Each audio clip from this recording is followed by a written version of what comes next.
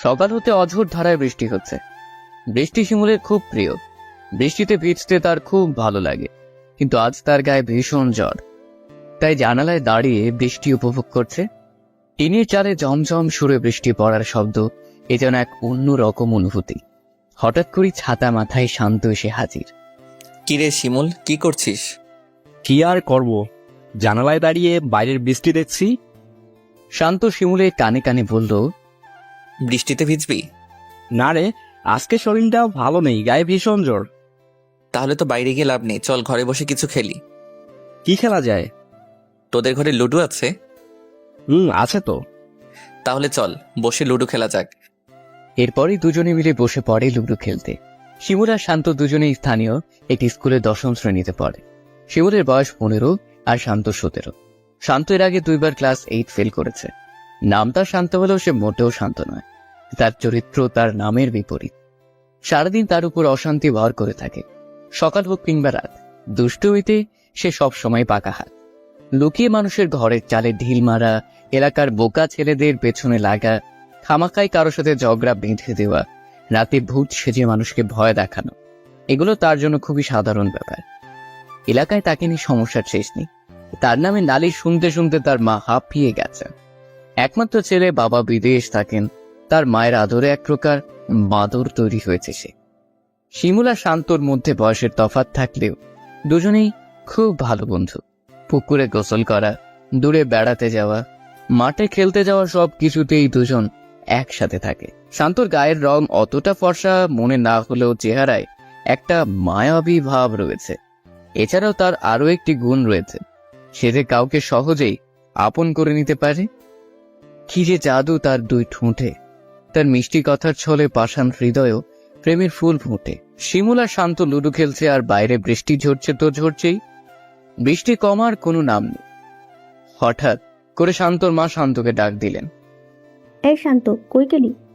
শান্ত আসছি মা বলে লুডো খেলা রেখে উঠে চলে গেল। শান্ত চলে যাওয়ায় শিমুলেরও মন খারাপ হয়ে গেল। এরপর শিমুল ঘুমিয়ে পড়ল। ঘড়িতে তখন দুপুর 12টা।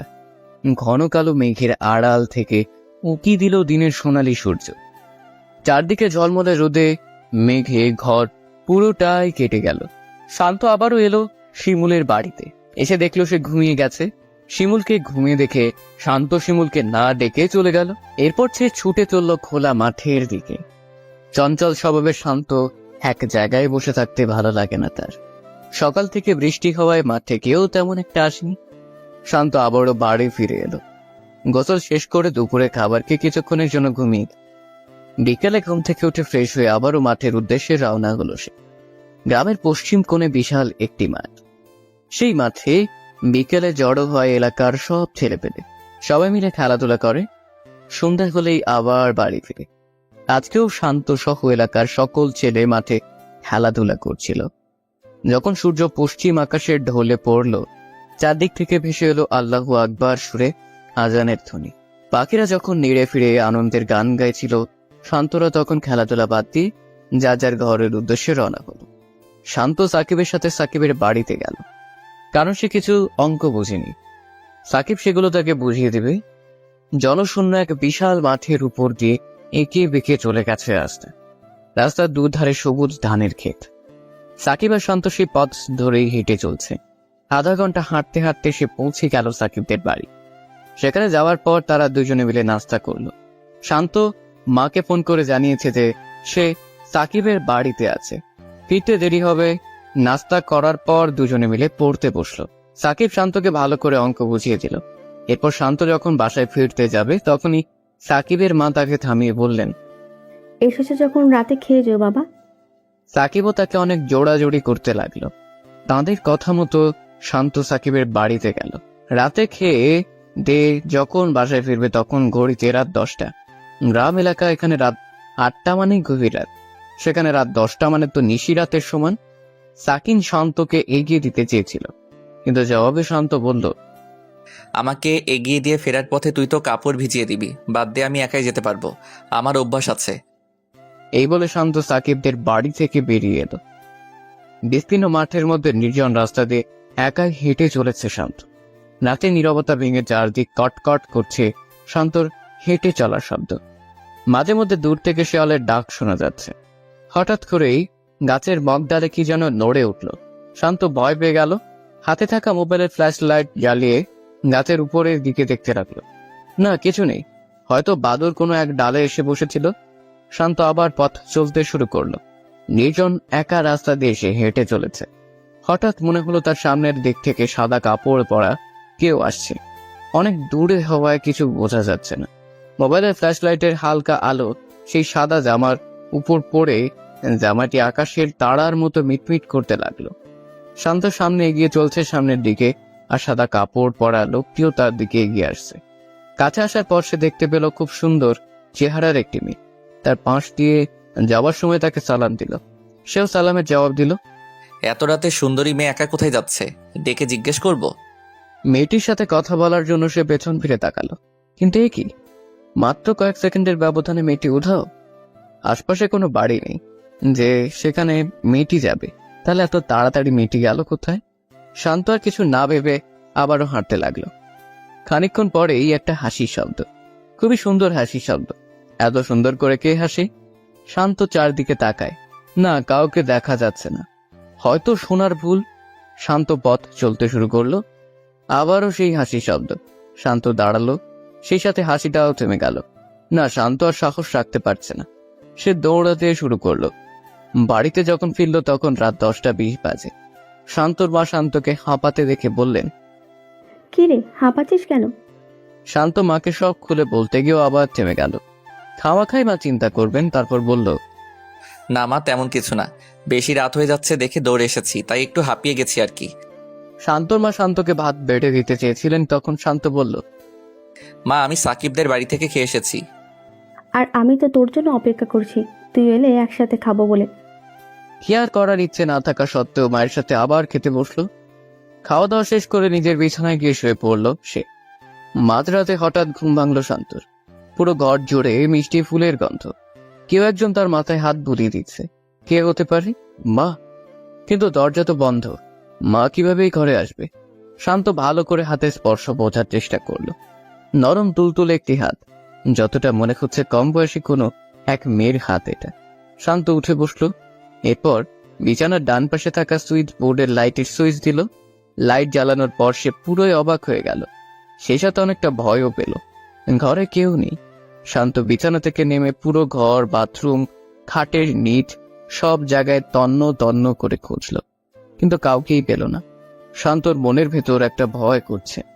আস্তে আস্তে সে আবার বিছানায় উঠে লাইট অফ করে শুয়ে পড়ল। কিছুক্ষণ পর আবারও সেই হাতের ছোঁয়া। শান্ত ভালো করে বোঝার চেষ্টা করলো আসলে কারো হাত নাকি মনের ভুল। না, মনের ভুল নয়, ঠিকই কেউ তার মাথায় আদর করে হাত বুলিয়ে দিচ্ছে। শান্ত সেই হাত চেপে ধরে অন্য হাত দিয়ে মোবাইলের ফ্ল্যাশ লাইট অন করলো। এ কি, সে তার কোলবালিশের একটি অংশ হাতে নিয়ে বসে আছে। অদৃশ্য থেকে একটা হাসির শব্দ শুনতে পেল সে। হাসির শব্দটা কেমন যেন পরিচিত মনে হচ্ছে। হ্যাঁ, এ তো সেই হাসি যা সে সাকিবদের বাড়ি থেকে ফেরার পথে শুনেছিল।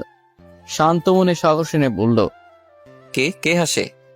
প্রশ্ন করার সাথে সাথে হাসির শব্দটা আরো বেড়ে গেল। শান্ত ভয়ে ভয়ে লাইটের সুইচ অন করলো। লাইট জ্বালানোর সাথে সাথেই হাসির শব্দটা থেমে গেল। শান্ত আবারও বলল, কে কে ওইখানে? কোনো আওয়াজ নেই। দীর্ঘক্ষণ শান্ত নীরবে বসে রইল। কিছুক্ষণ পর অদৃশ্য থেকে আওয়াজ এলো, আপনি ঘুমান, আমি চলে যাচ্ছি, কালকে আবার আসবো। কথাগুলো শুনেই শান্ত কেঁপে উঠল আর আবার বলতে লাগলো, কে কে কথা বলে? না, কোনো শব্দ নেই। জানালার কাঁচ আপনা আপনি খুলে আবার বন্ধ হয়ে গেল। এটা দেখার সাথে সাথে শান্ত ভয় পেয়ে গেল। এতক্ষণ সে ফুলের সুবাস ছিল ঘরে, সেটাও এখন নেই। কোথাও যেন বিলীন হয়ে গেছে। শান্ত লাইট না নিভিয়ে শুয়ে পড়ল। এত ভয় সে কোনোদিন পায়নি। মনে যা আসে তাই পড়তে পড়তে সে ঘুমিয়ে পড়ল। সকালে ঘুম থেকে উঠে শান্ত হাত মুখ ধুয়ে ফ্রেশ হয়ে নিজের রুমে গেল। এরপর তার মা তার জন্য নাস্তা নিয়ে এলেন। নাস্তা খেয়ে সে স্কুলের জন্য তৈরি হতে লাগলো। এর মধ্যে শিমুলও তাদের বাসায় এসে হাজির। স্কুলের পোশাক পরে তৈরি হওয়ার পর দুজনেই স্কুলের উদ্দেশ্যে রওনা হলো। স্কুল তাদের বাড়ি থেকে বেশি দূরে নয়, হেঁটে যেতে 15 থেকে 20 মিনিট লাগে। দুজনে স্কুলে গিয়ে বন্ধুদের সাথে খেলাধুলা, হই হুল্লোড়, পড়ালেখা এসবের ফাঁকে শান্ত গত রাতের ঘটনা সম্পর্কে একদম ভুলে গেল। বিকেলে বাড়ি ফেরার পর খাওয়া দাওয়া শেষ করে আবারও সবাই গিয়ে মাঠে জড়ো হলো, খেলাধুলা করলো। সন্ধ্যা নামার সাথে সাথেই যে যার ঘরে ফিরে যেতে লাগলো। শিমুল আর শান্ত নিজেদের বাড়ির উদ্দেশ্যে রওনা হলো। ফেরার পথে শান্তর নাকে আবারও সেই ঘ্রাণ লাগলো। শিমুল শান্তকে বলল, দেখছিস কোথাও কোনো ফুল ফুটেছে, কি মিষ্টি ঘ্রাণ বের হয়েছে। শান্ত শিমুলের কথায় সায় দিয়ে একটু মুচকি হাসলো। শান্ত জানে এই মিষ্টি সুবাস কোনো ফুল থেকে নয়, বরং কোন এক অশরীরী থেকে আসছে। দুজনে বাড়ি ফেরার পর শান্ত হাত মুখ ধুয়ে পড়তে বসল। কিন্তু পড়ায় আজ মন বসছে না তার। কি হচ্ছে তার সাথে, কেনই বা হচ্ছে, এসব নিয়ে সব ভাবতে লাগলো। দেখতে দেখতে ঘড়ির কাঁটা গিয়ে 9টায় পৌঁছল। গ্রামের পরিবেশ, রাত 9টা মানে এখানে অনেক রাত। শান্তর মা ভাত বেড়ে শান্তকে ডাক দিলেন। শান্ত বইপত্র গুছিয়ে খাবার রুমে গেল। রাতের খাওয়া দাওয়া শেষ করে শান্ত নিজের রুমে গেল। অন্যদিন মশারি না টাঙালেও আজ সে মশারি টাঙিয়ে এরপর বিছানায় শুয়ে পড়ল। ছোটবেলায় সে শুনেছে মশারির ভেতর নাকি জিনভূত প্রবেশ করতে পারে। বিছানায় শুয়ে শুয়ে শান্ত দোয়া কালাম যা জানে পড়তে লাগলো। এসব পড়তে পড়তে কখন যে তার ঘুম লেগে গেল সে টেরই পায়নি। মাঝরাতে হঠাৎ জানালার কাঁচের শব্দ শুনে তার ঘুম ভাঙল। কেউ জানালার কাঁচ খুলে ভেতরে প্রবেশ করছে। পুরো ঘর মিষ্টি সুবাসে ভরে গেল। শান্ত চোখ মেলে তাকালো, আবারও তার মাথায় সেই কোমল হাতের ছোঁয়া। শান্ত তাড়াতাড়ি করে উঠে লাইট অন করলো। ঘরে কেউ নেই। শান্ত ভয় ভয় কণ্ঠে বলল, কে কে এই ঘরে? অদৃশ্য থেকে আওয়াজ এলো, আমি হুরায়রা। হুরাইরা? কোন হুরাইরা? আমি তো এই নামে কাউকে চিনি না। অদৃশ্য থেকে অদ্ভুত একটা হাসি। শান্ত ভয়ে ভয়ে বলল, আপনি হাসছেন কেন? আপনি কে একটু পরিষ্কার করে বলেন তো। বললাম তো আমি হুরায়রা, পরিলোকের মেয়ে হুরাইরা। কি বললেন? পরি? পরি বলে কিছু আছে নাকি? কেন আপনি জানেন না? আল্লাহ মানুষ যেমন তৈরি করেছেন তেমনি জিনও তৈরি করেছেন। মেয়ে জিনদের পরি বলা হয়। এখানে কি চান? কি চাই মানে? আমি তো আপনার জন্যই এসেছি। সেদিন রাতে যখন আপনাকে দেখেছিলাম তখনই আপনাকে আমার ভালো লেগেছিল। সেদিন রাতে মানে? সেদিন রাতে মানে সেদিন রাতে, ওই যে যেদিন রাতে আপনি ভয়ে দৌড়ে এসেছিলেন। এরই মাঝে হঠাৎ করে শান্তর মা দরজার বাইরে থেকে বললেন, শান্ত, এই শান্ত, কার সাথে কথা বলিস এত রাতে? ঘুমাসনি এখনো? শান্তর মায়ের কণ্ঠ শোনার সাথে সাথেই জানালার কাঁচে শব্দ হলো। হয়তো হুরাইরা চলে গেছে। শান্ত বলল, না, মা সাকিব ফোন করেছিল, তার সাথে কথা বলছিলাম। এত রাতে কিসের এত কথা? ঘুমা তাড়াতাড়ি। শান্ত লাইট বন্ধ করে আস্তে আস্তে শুয়ে পড়ে। বিছানায় শুয়ে শুয়ে সে ভাবতে লাগে, কে এই হুরাইরা? কেনই বা সে আমার পেছনে লেগেছে? পরিরা যদি কোনো মানুষকে পছন্দ করেই ফেলে তবে তাকে কি করে? কথাগুলো ভাবতে ভাবতে সে ঘুমিয়ে পড়ল। সকালে ঘুম থেকে উঠে শান্ত নিজের বিছানার পাশে তরতাজা টাটকা একটি গোলাপ ফুল দেখতে পেল।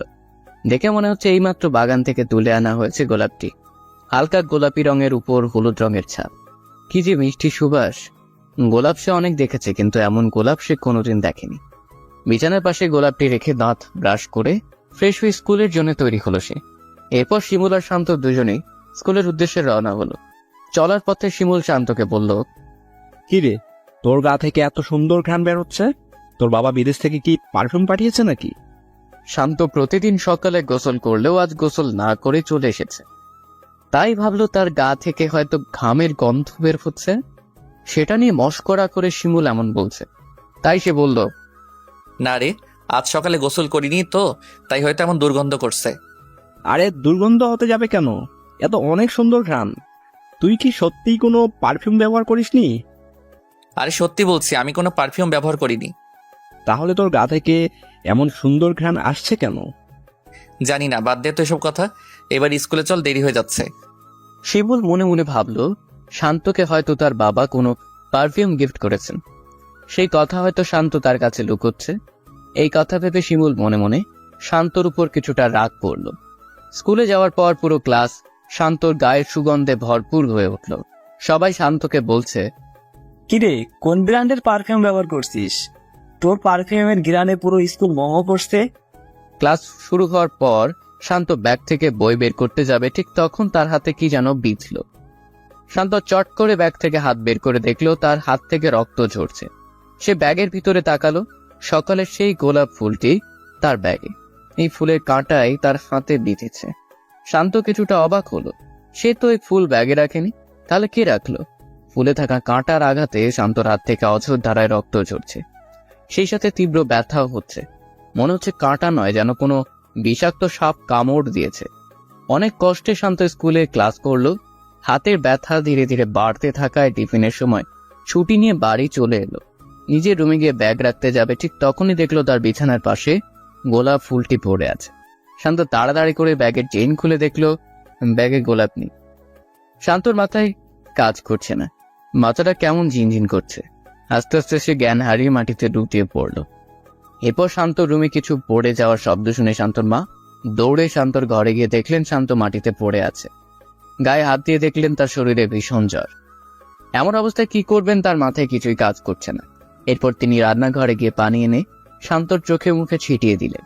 পানি দেওয়ার পর শান্তর জ্ঞান ফিরে এলো। এরপর শান্তর মা আস্তে আস্তে তাকে ধরে বিছানায় তুলে শুইয়ে দিলেন। শান্তর হাতের ব্যথায় কাতরাতে লাগলো। শান্তর মা নিজের রুমে গিয়ে মোবাইল হাতে নিয়ে গ্রাম্য বাজারের ডাক্তারকে ফোন করলেন। ডাক্তার এসে শান্তকে দেখে বললেন চিন্তার কোনো কারণ নেই, বৃষ্টিতে হয়তো ভিজেছিল তাই ঠান্ডা লেগেছে। এরপর তিনি কিছু ওষুধ লিখে দিয়ে বললেন কাউকে বাজারে পাঠিয়ে এগুলো যেন আনিয়ে নেয়। ডাক্তার চলে যাওয়ার পর শান্তর মা শিমুলের ছোট ভাই জাহিদকে ডেকে এনে টাকার ওষুধের স্লিপ দিয়ে ওষুধ আনার জন্য পাঠালেন। জাহিদ বাজার গিয়ে ডাক্তারের লিখে দেওয়া ওষুধগুলো নিয়ে এলেন। শান্তর মা শান্তকে কিছু ভাত খাইয়ে ওষুধ খাইয়ে দেন। ওষুধ খাওয়ার পর শান্ত ঘুমিয়ে পড়ল। বিকেলে স্কুল ছুটির পর শিমুল বাড়ি ফিরে খাওয়া দাওয়া করে শান্তদের বাড়িতে গেল। শান্ত তখনও ঘুমোচ্ছিল। শিমুল শান্তর মাকে গিয়ে জিজ্ঞেস করলো, খালা, শান্ত কোথায়? সে তো ঘুমোচ্ছে। শান্ত তো এই সময় ঘুমানোর কথা নয়। স্কুল থেকেও আজ ছুটি নিয়ে এলো। বলল হাতে নাকি কিসের কাটা বিঁধেছে, তাই ব্যথা করেছে। হ্যাঁ রে বাবা, স্কুল থেকে ফেরার পর থেকেই তার ভীষণ জ্বর। কি বললেন? জ্বর? শিমুল আর কোনো কথা না বলে সোজা শান্তর রুমে চলে গেল। শান্ত রুমের মধ্যে একটা চেনা ঘ্রাণ। হ্যাঁ, এটা তো শান্ত যে পারফিউম ব্যবহার করেছিল সেটার ঘ্রাণ। পরক্ষণে শিমুলের মনে পড়ল যে না, এটা পারফিউম নয়। সেদিন সন্ধ্যাবেলা মাঠ থেকে ফেরার পথে এই ঘ্রাণ পেয়েছিলাম। এটা ভেবে শিমুল গিয়ে শান্তর বেডের পাশে বসে শান্তর মাথায় হাত বুলালো। শিমুল শান্তর মাথায় হাত রাখে, সাথে সাথেই তার ঘুম ভেঙে গেল। চোখ বন্ধ করে সে বলতে লাগলো, হুরাইডা, তুমি আবার এসেছো? কি চাও তুমি? তোমার দেওয়া ফুলের কাঁটা আমার হাতে বিঁধে অনেক ব্যথা করছে। শিমুল শান্তর মাথায় হাত বুলাতে বুলাতে বলল, কিরে শান্ত, কি আজে বাজে বকছিস? কে তোকে ফুল দিয়েছে? আর এই হুরাইরা ইবাকে? শান্ত ঘুমের করে শিমুলের এইসব কথা কানে না নিয়ে বলল। তুমি চলে যাও হুরাইডা। হঠাৎ করে শিমুল শান্তর বিছানার পাশে একটি গোলাপ পড়ে থাকতে দেখলো। অদ্ভুত ধরনের একটি গোলাপ। এমন গোলাপ শিমুল আগে কখনো দেখেনি। শিমুল গোলাপটি হাতে নিতে যাবে, এমন সময় শান্ত শিমুলের হাতে চেপে ধরে বলল, খবরদার, এটা হাতে নিস না। কথা বলতে বলতে শান্ত উঠে বসলো। শিমুল শান্তকে বলল, এটা হাতে নিলে কি হয়েছে? আমি হাতে নিব এটা। এই বলে যেই না শিমুল গোলাপের দিকে হাত বাড়াবে, তখনই শান্ত শিমুলের হাত অনেক জোরে চেপে ধরে অদ্ভুত মেলি কণ্ঠে বলল, বললাম না এটা হাতে নিবি না। এই বলে সে শিমুলকে এক হাত দিয়ে ধাক্কা দিল। ধাক্কাকে শিমুল বিছানা থেকে পড়ে গেল। শান্ত সুস্থ থাকা অবস্থায় ও শিমুলকে এভাবে এক হাতে ধাক্কা দিয়ে ফেলে দেওয়া অসম্ভব। শিমুল শান্তর দিকে ভালো করে তাকালো। তার চোখ দুটি লাল হয়ে আছে, চেহারায় ভাসছে ভয়ানক কিছু। শিমুল শান্তকে এমন অবস্থায় দেখে ভয় পেয়ে গেল।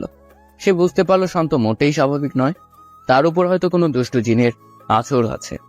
শিমুল শান্তকে বলল, আচ্ছা, আমি চলে যাচ্ছি, তুই ঘুমা। শিমুল শান্তর মাকে এসব বলতে যাবে, তখনই মনে মনে ভাবল, না থাক, এখন বলে লাভ নেই। জিনটা আশেপাশে থাকলে শান্তর ক্ষতি করতে পারে। তাই সে কিছু না বলে চুপচাপ বাড়ি ফিরে এলো। মনে মনে ঠিক করলো আগামীকাল মসজিদের ইমাম সাহেবকে নিয়ে শান্তর বাড়িতে যাবে। শিমুল চলে যাওয়ার পর শান্ত আবার শুয়ে পড়ল। শান্তর মা শান্তর ঘরে গিয়ে দেখল গায়ের জ্বর এখনো কমেনি। তিনি একটি রুমাল ভিজিয়ে শান্তর মাথায় রাখলেন। এবার তিনি রান্নাঘরে গিয়ে রান্না বসালেন। মাগরিবের সময় শান্তর ঘুম ভাঙল। গায়ের জ্বরটাও কিছু কমেছে। শান্তর জ্বর কমেছে দেখে শান্তর মাও কিছুটা স্বস্তি পেলেন। রাতে খাবার শেষে শান্তকে ওষুধ খাইয়ে দিলেন শান্তর মা। উনি চেয়েছিলেন আজ ছেলের পাশেই শুবে, কিন্তু শান্ত কিছুতেই তাকে শুইতে দিল না। এরপর তিনি বললেন, আচ্ছা, আমি আমার রুমে যাচ্ছি, তবে তুই দরজা ভেতর থেকে বন্ধ করিস না কিন্তু। এই বলে শান্তর মা নিজের রুমে চলে গেলেন। আর এইদিকে হঠাৎ করে মাঝরাতে শান্তর ঘুম ভেঙে গেল। ঘুম ভাঙার পর শান্ত দেখলো তার মাথার পাশে কেউ একজন বসে আছে। ডিম লাইটের হালকা আলোয় পুরো বোঝা যাচ্ছে না, তাই সে লাফ দিয়ে উঠে এই লাইটের সুইচ দিল। লাইট জ্বালানোর পর সে যা দেখলো তার জন্য সে মোটেই প্রস্তুত ছিল না। তার বিছানায় মাথার পাশটাতে বসে আছে অসাধারণ সুন্দর একটি মেয়ে। এত সুন্দর মেয়েকে সে কোনোদিন দেখেনি। মেয়েটিকে দেখার পর সে তার হাতের ব্যথার কথা একেবারেই ভুলে গেল। কিছুক্ষণ তার দিকে এক দৃষ্টিতে তাকিয়ে রইল সে। মায়াবী হরিণী দুই চোখ, সরু নাক, হালকা গোলাপি চিকন দুই ঠোঁট, দুধে আলতা ফর্সা গাল, সাদা গাউন পরায় মেয়েটিকে অদ্ভুত সুন্দর লাগছে, যেন স্বর্গীয় কোনো পরী নেমে এসেছে তার ঘর। মেয়েটি শান্তকে এক দৃষ্টিতে তাকিয়ে থাকতে দেখে মেয়েটি বলল, কি ভয় পেয়ে গেলি নাকি? কাঁপা কাঁপা কণ্ঠে শান্ত জিজ্ঞেস করলো, কে আপনি? আর এত রাতে আমার ঘরে কি করছেন? মেয়েটি শান্তর প্রশ্ন শুনে হাসতে হাসতে বলল, এ মা, এত তাড়াতাড়ি আমাকে ভুলে গেলেন? আমি হুরাইরা, পরিলোকের মেয়ে হুরাইরা। আপনি কেন বারবার আমার কাছে আসেন? বললাম তো, তোমাকে আমার খুব ভালো লাগে, তাই তোমাকে নিয়ে আমি পরিলোকে যেতে চাই। কিন্তু আমার তোমাকে একদম ভালো লাগে না। কথা বলতে বলতে হঠাৎ শান্ত হাতে ব্যথা অনুভব করলো। তখন সে হুরায়রাকে বলল, তুমি কেন আমাকে এই বিষাক্ত গোলাপ দিয়েছ? এই গোলাপের কাঁটা হাতে বিঁধে আমার আজ এই করুণ অবস্থা। হুরায়রা এক রহস্যজনক হাসি হেসে বলে, কি বললে? বিষাক্ত গোলাপ? এই গোলাপ আমাদের পরিলোকের সবচেয়ে উৎকৃষ্ট গোলাপ। আমরা এই গোলাপের গন্ধ গায়ে মাখি, তাই আমাদের শরীর থেকে সুন্দর ঘ্রাণ পাওয়া যায়। উৎকৃষ্ট না ছাই, তোমার গোলাপ তোমার কাছেই রাখো। এই বলে শান্ত গোলাপটি হুরায়রার দিকে ছুঁড়ে মারল। শান্তর গোলাপ ছুঁড়ে ফেলায় হুরায়রা রাগ করে বলল, দেখো, তুমি কিন্তু আমার ভালোবাসাকে অপমান করছো। এটা কিন্তু আমি সহ্য করব না। ভালোবাসা না কচু? মানুষের সাথে পরীদের কোনো ভালোবাসার সম্পর্ক হতে পারে না। কেন পারে না? অবশ্যই পারে। আমাদের পরিলোকে এমন অনেক মানুষ আছে যাদেরকে পরীরা তুলে নিয়ে গেছে। আমিও তাদের যেদিন প্রথম দেখেছিলাম সেদিন চেয়েছিলাম তোমাকে তুলে নিতে। আমি তখন ওই গাছেই বসেছিলাম, কিন্তু গাছের থেকে যখন উড়াল দিলাম তখন গাছের ডালের শব্দ পেয়ে তুমি যখন উপরের দিকে লাইট ধরলে তখনই বুঝেছিলাম তুমি খুবই সাহসী। আর সাহসী লোকেদের পরিলোকে নিয়ে যাওয়া মানেই তাদের নির্ঘাত মৃত্যু।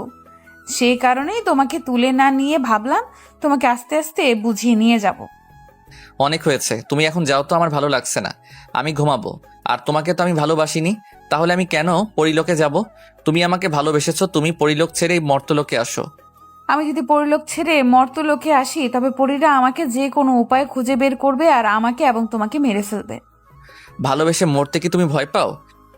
হুমেরা বুঝতে পারলো এই পাকাপোক্ত ছেলের সাথে সে কথায় পেরে উঠবে না, তাই সে বলল, তুমি এখন ঘুমাও, কালকে তোমার জন্য নতুন এক উপহার নিয়ে আসবো। তুমি না আসলে আমি খুশি, আর এটাই আমার সবচেয়ে বড় উপহার। হুমায়রা রাগ করে শান্তর দিকে তাকিয়ে কিছু বলতে চাচ্ছিল কি ভেবে কিছুই না বলে অদৃশ্য হয়ে গেল। হুমায়রা চলে যাওয়ার পর শান্ত আবারও শুয়ে পড়ল। গায়ের জ্বর কমলেও হাতের ব্যথা কিছুতেই কমছে না। তারপর লাইটের সুইচ অফ করে শান্ত আবারও শুয়ে পড়ল। কিছুতেই ঘুম আসছে না। একেই তো হাতে ব্যথা, তার উপরে পরীটা বড্ড জ্বালাতন করছে। যদি সে পরী না হয়ে মানুষ হতো তাহলে সে তাকে সাদরে গ্রহণ করত, কিন্তু মানুষ হয়ে পরীর সাথে প্রেম অসম্ভব। তার ডাকে সাড়া দেওয়া মানে সারা জীবনের জন্যই দুনিয়া ছেড়ে পরিলোকে চলে যাওয়া। এটা মৃত্যুর চেয়ে বা কম কিসে? বিছানায় শুয়ে শুয়ে ভাবতে লাগলো শান্ত। এসব কথা ভাবতে ভাবতে ঘুমে তার দু চোখ বন্ধ হয়ে এলো। কিছুক্ষণ পর শান্তর মা এসে তার মাথায় হাত দিয়ে দেখলো তার জ্বর অনেকটা কমেছে। ছেলেটা জ্বর কমতে শুরু করেছে দেখে তিনি অনেকটা চিন্তামুক্ত। এরপর তিনি আবারও নিজের রুমে গিয়ে শুয়ে পড়লেন। শান্তর মা বিছানায় শুয়ে থাকলেও কেন জানি তার ঘুম আসছে না। বিছানার এপাশ ওপাশ করতে করতেই রাত পার হয়ে গেল। ভোর হতেই মসজিদের মিনার হতে ভেসে এলো আজানের সুমধুর ধ্বনি। বিছানা ছেড়ে উঠে গিয়ে উজু করে ফজরের নামাজ আদায় করলেন। এরপর আবার শান্তর রুমে গিয়ে দেখলেন শান্ত ঘুমাচ্ছে। আস্তে আস্তে ছেলে রুম থেকে বাইরে এসে উঠোনে কিছুক্ষণ পায়চারি করলেন। পুরো বাড়ি জুড়ে সুন্দর একটা মিষ্টি সুবাস পাওয়া যাচ্ছে। শান্তর মা ভাবলেন হয়তো বাড়ির আশপাশে কোথাও ফুল ফুটছে। আস্তে আস্তে যখন সূর্য পূর্ব আকাশের দিকে উদিত হতে লাগলো, সেই সাথে মিষ্টি সুবাসও মিলিয়ে যেতে লাগলো। তবে শান্তর মা বিষয়টিকে খুব একটি গুরুত্ব দিলেন না। অনেকক্ষণ বাহির হাঁটাহাঁটি করার পর শান্তর মা রান্নাঘরে গিয়ে সকালে নাস্তা তৈরির কাজে লেগে গেলেন। সকাল 8:30টার দিকে ঘুম ভাঙল শান্ত। শরীরের জ্বর নেই, তবে হাতে এখনো ব্যথা আছে। আস্তে আস্তে বিছানা ছেড়ে উঠে বাথরুমে গিয়ে হাত মুখ ধুয়ে ফ্রেশ হয়ে বাহিরে এলো। কিছুক্ষণ পর শান্তর মা তার জন্য নাস্তা নিয়ে তার রুমে গেলেন। নাস্তা দিয়ে আবারও ছেলের কপালে হাত দিয়ে দেখলো জ্বর কমেছে কিনা। শান্তর গায়ে জ্বর আর নেই। গতকাল শিমুল এসেছিল, সে বলল তোর হাতে নাকি কিসের কাঁটা বিঁধেছে, দেখি তো কোন হাতে। শান্ত মায়ের দিকে তার বা হাত বাড়িয়ে দিয়ে বলল। এই হাতের আঙুলে। শান্তর মা ছেলের আঙ্গুলের দিকে তাকাতেই আঁতকে উঠলেন। হাতের আঙ্গুলের যেখানে কাঁটা বিঁধেছে সেখান থেকে হাতের রং নীল হয়ে আস্তে আস্তে উপরের দিকে আসছে। শান্তর মা তাড়াতাড়ি উপরে গিয়ে ডাক্তারকে ফোন করলেন। ডাক্তার এসে শান্তর আঙ্গুল দেখে বললেন, হয়তো কাটা তার হাতের রগের মধ্যে বিঁধেছে। ভালো হবে আপনি তাকে ভালো কোনো হাসপাতালে নিয়ে দেখা। হাতে ইনফেকশন হলে তারা বুঝতে পারবে। শান্তর মা ডাক্তারের কথা শুনে চিন্তিত হয়ে পড়লেন। ডাক্তারকে বিদায় দেওয়ার পর তিনি শান্তর বাবাকে ফোন দিলেন। শান্তর বাবা সব শুনে বললেন, আচ্ছা, তুমি চিন্তা করো না, আমি এখন কিছু টাকা পাঠাচ্ছি, আর আজাদকেও বলে দিচ্ছি তোমার যা টাকা লাগবে তার কাছ থেকে নিও। আজাদ হচ্ছেন শান্তর বাবার চাচাতো ভাই। গ্রামের বাজারে তার বড় একটি দোকান আছে। আশপাশের গ্রামের অনেক মানুষ তার দোকান থেকে খরচাপাতি নেয়। বড় দোকান হওয়ায় কাস্টমার বেশি থাকে। প্রতি মাসে 1 থেকে 1.5 লাখ টাকা আয় করে সেই দোকান থেকে। শান্ত বাবা মায়ের একমাত্র ছেলে। শান্ত জন্মের সময় তার মায়ের একটি সমস্যা হয়ে যায়, যার ফলে উনি বাচ্চা জন্ম দেওয়ার ক্ষমতা চিরতরে হারিয়ে ফেলে। তবে এই একটি ছেলে নিয়েই উনারা সন্তুষ্ট। একমাত্র ছেলে, অল্প কিছু হলেই তাই বাবা মা চিন্তিত হয়ে পড়ে। শান্তর মা শান্তকে নিয়ে হাসপাতালে যাওয়ার জন্য তৈরি হচ্ছেন। এর মধ্যে শিমুল মসজিদের ইমাম সাহেবকে নিয়ে হাজির হলো। শিমুলকে শান্তর মা আলাদা করে ডেকে নিয়ে বললেন, কি রে, মসজিদের ইমাম সাহেবকে নিয়ে এসেছিস কেন? শিমুল শান্তর মাকে গতকাল বিকেলে ঘটে যাওয়া সব ঘটনা খুলে বলল, কিন্তু শান্তর মা মোটেই এসব বিশ্বাস করতে চাইছেন না। শিমুল শান্তর মাকে বলল, আচ্ছা আন্টি, আমাকে একটু সময় দেন, আমি সবকিছু প্রমাণ করছি। এরপর শিমুল ইমাম সাহেবকে নিয়ে শান্তর রুমের দিকে গেল। ইমাম সাহেব আর শান্তর মাকে রুমের বাইরে রেখে শান্ত একাই গেল রুমের ভেতর। শান্ত তখন হাসপাতালে যাওয়ার জন্য তৈরি হচ্ছিল। শিমুল রুমে গিয়ে জিজ্ঞেস করল, কিরে শান্ত, কি খবর? শান্ত জবাব দিল, কি আর খবর, হাতের ব্যথায় অবস্থা খারাপ। এখন মায়ের সাথে হাসপাতালে যাওয়ার জন্য তৈরি হচ্ছি। শিমুল শান্তর সাথে কথা বলছে আর মনে মনে শান্ত রুমের সেই গোলাপটি খুঁজছিল। হঠাৎ সে রুমের কর্নারে পড়ার টেবিলের নিচে গোলাপ ফুলটি দেখতে পেল। শান্ত রাতে এটা হুড়ায়রার দিকে ছুঁড়ে মেরেছিল, তাই টেবিলের নিচে পড়ে আছে ফুলটি। শিমুল গোলাপের দিকে তাকিয়ে বলল, কিরে, এত সুন্দর গোলাপ টেবিলের নিচে ফেলে রেখেছিস কেন? এই বলে শিমুল যেই না গোলাপ হাতে নিতে যাবে তখনই শান্ত মেলি কণ্ঠে চেঁচিয়ে উঠে বলল, এই, তোকে না গতকাল বলেছি এই গোলাপে হাত দিবি না, তবে কেন বারবার হাত দিচ্ছিস? এই বলে শান্ত এক লাফে বিছানার উপর দিয়ে গিয়ে কর্নারে শিমুলের পাশে দাঁড়ালো। ইমাম সাহেব আর শান্তর মা সব ঘটনা বাইরে থেকে দেখছিলেন। শান্ত শিমুলকে মারতে উদ্যত হলো। তখনই শিমুল বলল, প্লিজ বন্ধু, ভুল হয়ে গেছে, আর ছুঁইব না এই গোলাপ। কিন্তু শান্ত কিছুতেই শান্ত হচ্ছিল না। অনেক কষ্টে শিমুল শান্তর হাত থেকে বেঁচে বাইরে বেরিয়ে এলো। এরপর ইমাম সাহেব আর শান্তর মাকে নিয়ে তারা অন্য কামরায় চলে গেল। ইমাম সাহেব বললেন, দেখো, শান্তর যে অবস্থা দেখলাম তাতে আমার ধরার কিছু করা সম্ভব নয়। ভালো একজন দিন সাধকই পারবেন শান্তকে এই ছায়া থেকে বাঁচাতে। শান্তর মা বললেন, কিন্তু জিন সাধক কোথায় পাবো? ইমাম সাহেব বললেন, আমার জানাশোনা একজন জিন সাধক আছেন, আমি তার নাম্বার দিচ্ছি, আপনারা আজকের মধ্যেই তাকে নিয়ে আসার চেষ্টা করেন। এরপর ইমাম সাহেব সেই জিন সাধকের নাম্বার দিয়ে শান্তদের বাড়ি থেকে বিদায় নিল। ইমাম সাহেব চলে যাওয়ার পর শান্তর মা ইমাম সাহেবের দেওয়া নাম্বারে ফোন দিয়ে কথা বলেন। সবকিছু শুনে উনি শান্তর মায়ের কাছ থেকে তাদের বাড়ির ঠিকানা নিয়ে বিকেলে আসার আশ্বাস দিলেন। শান্তর মা ফোন রেখে আবারও শান্তর ঘরের দিকে গেলেন। শান্তর মাকে দেখার পর বলল, মা, আমি রেডি হয়ে গেছি, হাসপাতালে যাবে না? তোর বাবা টাকা পাঠাননি এখনো, টাকা পাঠালে বিকেলে যাব। এই বলে তিনি আবারও ছেলের হাতের আঙ্গুলের দিকে তাকালেন। আঙ্গুলের নীল রেখাটি আগে যে অবস্থানে ছিল তার চেয়ে 2 ইঞ্চি উপরের দিকে উঠে এসেছে। শান্তর মা কি করবেন কিছুই বুঝতে পারছেন না। আঙ্গুলের নীল রেখাটি ক্রমশ উপরের দিকে উঠছে। এটা কেন হচ্ছে? হাসপাতালে ডাক্তারের কাছে যাবেন নাকি জিন সাধক আসার আগ পর্যন্ত অপেক্ষা করবেন? অনেক ভেবেচিন্তে তিনি মনে মনে ঠিক করলেন, আঙুলের জন্য ডাক্তার দেখাই। হতে পারে কাটা আঙুলে রগে বিঁধেছে, যার ফলে রগে কোনো ইনফেকশনের সৃষ্টি হয়েছে। এরপর তিনি শান্তকে বললেন, তোর হাতের আঙুল তো দেখছি সময়ে সময়ে খারাপের দিকে যাচ্ছে। আমার মনে হয় ঘরে যে কয়টা টাকা আছে সেগুলো নিয়ে হাসপাতালে যাই, পরে লাগলে না হয় তোর আজাদ চাচার কাছ থেকে ধার নিব। শান্ত মায়ের কথায় সম্মতি জানান। এরপর তিনি ঘরে গিয়ে বোরখা পরে শান্তকে নিয়ে হাসপাতালের উদ্দেশ্যে রওনা হলো। সাথে শিমুলও ছিল। হাসপাতালে যাওয়ার পর ডাক্তার ভালো করে শান্তর হাত দেখলেন। এরপর কিছু পরীক্ষা লিখে দিয়ে বললেন সেগুলো করানোর জন্য। শান্তর মা সেগুলো পরীক্ষা করার জন্য একটি ডায়াগনস্টিক সেন্টারে গেলেন। সেখানে শান্তর হাত পরীক্ষা করার পর তারা বলল পরের দিন সকালে সে রিপোর্ট নিতে। সকাল থেকে এখন পর্যন্ত শান্তর হাতের নীল রেখা 2 ইঞ্চি উপরে উঠে গেছে। এই মতাবস্থায় পরীক্ষার রিপোর্ট গতকাল মানে অনেক দেরি। তাই তিনি ডায়াগনস্টিক সেন্টারের কর্মকর্তাদের অনেক অনুরোধ করলেন যে রিপোর্টটি আজকে দেওয়ার জন্য, কিন্তু তারা সেটা তো অপারগতা প্রকাশ করলো। এরপর তিনি আবার সেই ডাক্তারের কাছে গেলেন। ডাক্তার বললেন, রিপোর্ট না দেখে তো কিছু বলা যাবে না, আপনি বরং কালকে আসেন। শান্তর মা উপায়ন্তর না দেখে শিমুলা শান্তকে নিয়ে বাসায় চলে এলেন। ঘড়িতে তখন বিকেল 3টে। শান্তর মা শিমুলা শান্তকে ভাত দিয়ে নিজেও কিছু খেলেন। এর মধ্যে জিন সাধক শান্তর মায়ের ফোনে কল করলেন। শান্তর মা শান্তর পাশ থেকে দূরে সরে গিয়ে ফোনে কথা বললেন। জিন সাধক হুজুর তাদের বাজারে চলে এসেছেন, কিন্তু তাদের বাড়ি চিনতে পারছেন না। শান্তর মা ওনাকে বললেন, হুজুর আপনি অপেক্ষা করেন, আমি লোক পাঠাচ্ছি। শিমুল তাড়াতাড়ি করে খাওয়া শেষ করে জিন সাধক হুজুরের নাম্বার নিয়ে বাজারের দিকে রওনা। এরপর হুজুরের সাথে দেখা করে ওনাকে বাড়িতে নিয়ে এলো। শান্তর মা জিন সাধক হুজুরকে চা নাস্তা খেতে দিলেন। চা নাস্তা শেষ করার পর শিমুল আর শান্তর মা ওনাকে সবকিছু খুলে বললেন। সব শোনার পর উনি বললেন, আমাকে একবার তার সাথে কথা বলতে হবে। শিমুল বলল, হুজুর শান্ত এমনিতেই নর্মাল থাকে, শুধুমাত্র এই গোলাপ ফুল ছুঁতে গেলেই সে অস্বাভাবিক আচরণ শুরু করে। হুজুর বললেন। ঠিক আছে, আমি বিষয়টা দেখছি। তারপর তিনি শান্তর রুমে গিয়ে প্রবেশ করলেন। শান্তনাকে দেখে দাঁড়িয়ে সালাম দিল। উনি সালামের জবাব দিয়ে বললেন, বসো। শান্ত আবারও নিজের বিছানায় বসল। তারপর উনি তাকে জিজ্ঞেস করলেন, তোমার নাম কি? আমার নাম জুবাইর আহমেদ শান্ত। তুমি কি করো? পড়ালেখা করি। ভালো। হুজুর শান্তর সাথে কথা বলতে বলতে রুমের চারদিকে চোখ বুলাচ্ছিলেন।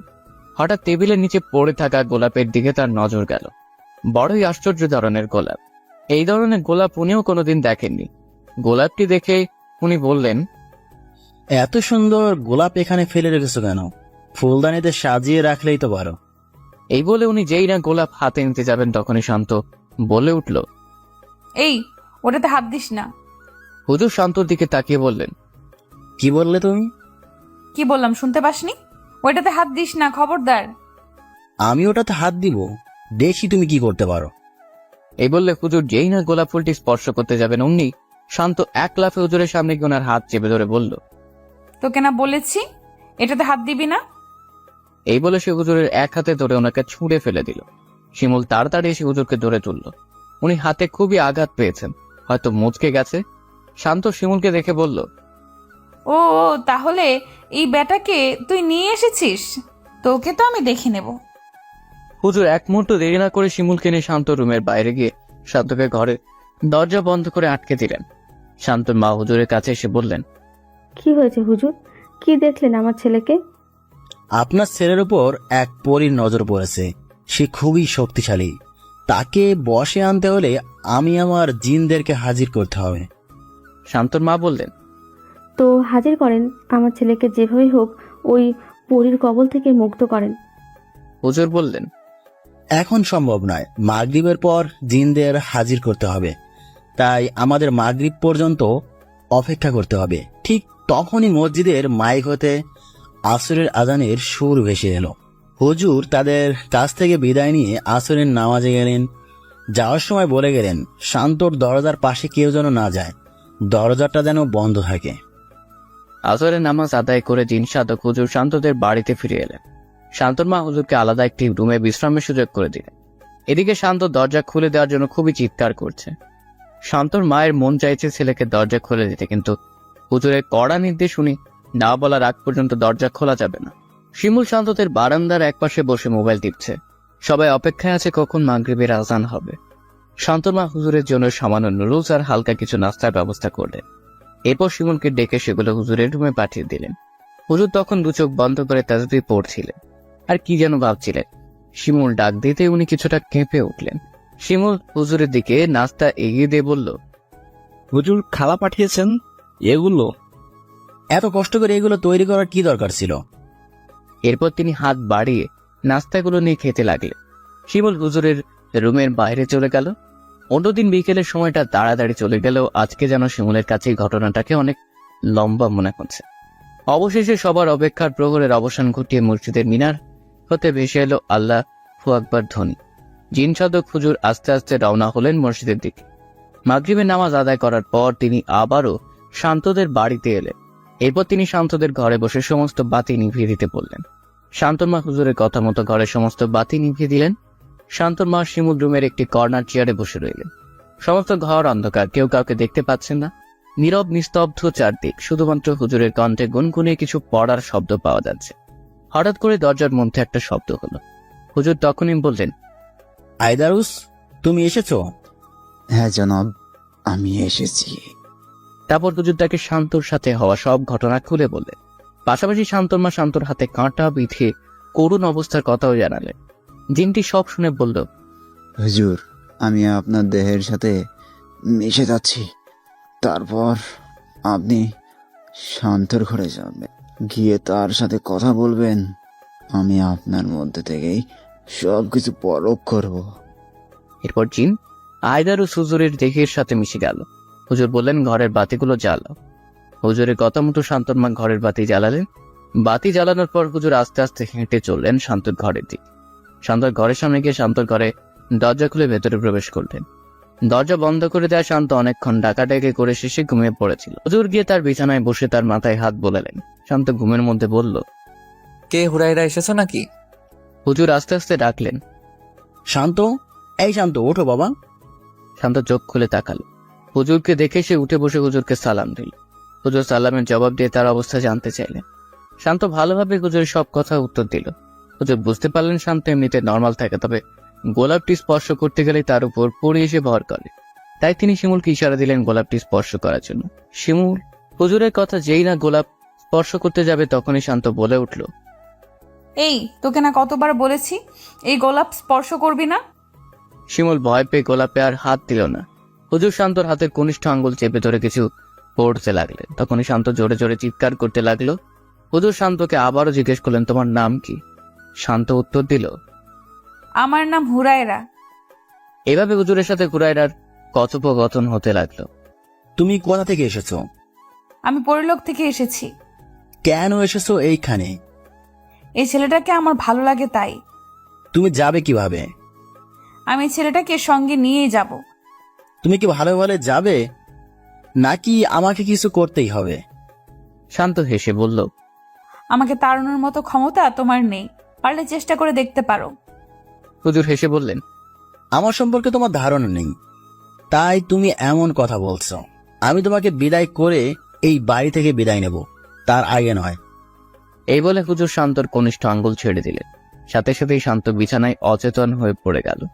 শান্তর মা শান্তকে ধরতে যাবেন এমন সময় হুজুর থামিয়ে বললেন, এই মুহূর্তে তাকে স্পর্শ করবেন না, তাকে এই রুমে কিছু সময় একা রেখে দিন। হুজুরের কথায় সবাই শান্তকে রুমে একা রেখে চলে আসে। হুজুর আবারও আগের মতোই রুমে এসে সব বাতি বন্ধ করে জিন আয়দারুসের সাথে কথা বলতে শুরু করে। জিন আয়দারুস হুজুরকে জানালো, শান্তার উপরে যে ভর করেছে সে হচ্ছে পরিলোকের মেয়ে হুরায়রা। পরীরা সাধারণত যাকে পছন্দ করে তাকে উঠে নিয়ে যায় এবং পরিলোকে তাদের গোলাম করে রাখে। তাদের অবস্থা এমন হয় যে তারা বাঁচা আর মরার মাঝখানে ঝুলতে থাকে, এক এক সীমাহীন কষ্ট। আয়দারুসের কথায় হুজুর তাকে প্রশ্ন করলেন, যদি তাই হয়ে থাকে তাহলে হুরায়রা কেন শান্তকে এখন পর্যন্ত তুলে নিয়ে যায়নি? কারণ শান্ত হচ্ছে খুবই সাহসী একটি ছেলে, আর অতি সাহসী কাউকে পরিলোকে সহ্য করা হয় না। তারা তাদের মেরে ফেলে, আর তাই হুরায়রা চাচ্ছে শান্তকে অন্যভাবে পরিলোকে নিয়ে যেতে। অন্যভাবে মানে কিভাবে? হুরায়রা হুরায়রা যে আপনাকে বলল তাকে তাড়ানোর ক্ষমতা আপনার নেই। সে এমনি এমনি একথা বলেনি। সে এখানে বিরাট এক কৌশল করেছে। আপনি যতই তাবিজ দেন আর যাই করেন তার কিছুই করতে পারবেন না। সে কি এমন কৌশল করেছে এখানে? শান্তর রুমে যে গোলাপ দেখেছেন ওটাই হচ্ছে তার কৌশলের মূল। এটা সাধারণ কোনো গোলাপ নয়, এটা পরিলোকের অতি মূল্যবান গোলাপ। পরীরা এই গোলাপের ঘ্রাণ খুবই পছন্দ করে। সেই সাথে এই গোলাপের আরেকটি ক্ষমতা আছে। এই গোলাপে আছে এক ধরনের বিষ যা যে কোনো মানুষকে ধীরে ধীরে জিনে পরিণত করতে পারে। শান্তর মা জিনের কথা শুনে বললেন, আমার ছেলের হাতে তো এই ফুলের কাঁটা বিঁধেছে। জিন আয়দারুস বলল, হ্যাঁ, এই ফুলের কাঁটা তার হাতে বিঁধেছে, আর এই কাঁটার বিষ আগামী 1 সপ্তাহে তার পুরো শরীরে ছড়িয়ে পড়বে। সেই সাথে সে জিনে পরিণত হবে। আয়দারুসের কথা শুনে শান্ত মা কাঁদতে শুরু করলেন। তিনি হুজুরকে বললেন, হুজুর, যত টাকা লাগে দিব, আমার ছেলের দিকে এই বিপদের হাত থেকে বাঁচান। দেখেন, আমি তো আর বাঁচানোর মালিক নই, বাঁচানোর মালিক আল্লাহ। আমি তো উসিলায় মাত্র। আমি আমার দিক থেকে সর্বোচ্চ চেষ্টা করব। এরপর তিনি আয়দারুসকে বললেন, যদি ওই গোলাপ নষ্ট করে ফেলা হয় তবে কি শান্তকে বাঁচানো যাবে? ওই গোলাপ নষ্ট করা মানে সমস্যার সমাধান নয়। গোলাপ থেকে শান্তর শরীরে যে বিষ গিয়েছে সে বিষ বের করতেই হবে। এই বিষ বের করার জন্য একমাত্র পরিলোকের পরীরাই আমাদের সহযোগিতা করতে পারে জনাব। পরীরা কি আমাদের সাহায্য করবে? আমার পরিচিত একজন পরী আছে, সে আমার খুব ভালো বন্ধুও। তাকে বলে দেখতে পারি। আজ রাতে আমি তার সাথে কথা বলবো। যদি সে রাজি হয় তবে কালকে তাকে নিয়ে আসব। আমি আজ বিদায় নিলাম। তবে হ্যাঁ, শান্তকে আজ রাত 12টার পর থেকে ফজর পর্যন্ত কড়া পাহারায় রাখবেন। যেহেতু পরী হুজুরকে দেখেছে তাই সে শান্তকে এখান থেকে সরানোর চেষ্টা করতে পারে। এই বলে জিন আয়দারুস বিদায় নিল।